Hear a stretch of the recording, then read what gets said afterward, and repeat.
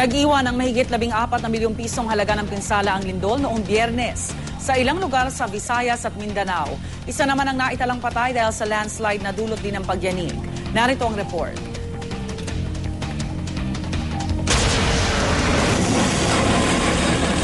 Mahigit 14 na milyong piso ang kailangan ng gobyerno para may paayos sa mga infrastrukturang sinira ng lindol sa ilang lugar sa Visayas at Mindanao.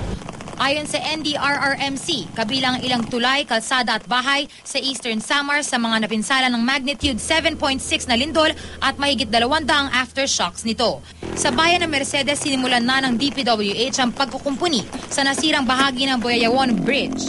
Napinsala rin ng lindol ang ilang bahay lalo na sa bayan ng Giwan kung saan malapit ang sentro ng lindol. Kwento ng mga residente, ang labis nilang ikinatakot ay ang posibilidad ng tsunami. Mabuti na lang maliliit na alon lang ang nakita nila matapos ang lindol. Nawala naman ng pader at bubong ang isang bahay sa Basay, Samar. Ang mga taga roon labis daw ang takot nang mangyari ang pagyanig. Mabilis daw silang nagsilabasan ng bahay noon.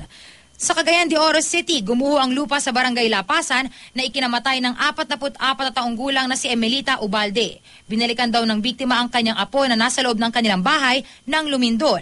Pero paglabas nila, nagka-landslide. Sugatan ang 5 taong gulang na bata. Sa Bunawan, Agusan del Sur, hindi nabitak ang bahay na ito pero nasunog ito dahil sa gaserang natumba ng lumindol. Sa Butuan City, nasira ang isang lumang gusali.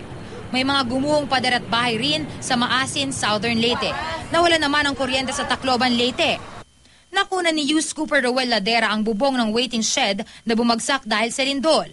Nakuna naman ni Youth Scooper Archie Omega ang pansamantalang paglikas sa City Hall ng mga residente matapos ang lindol. Naramdaman din ang lindol sa Iloilo City. Ang mga empleyado ng mga call center sa Cebu City nagsilabasan.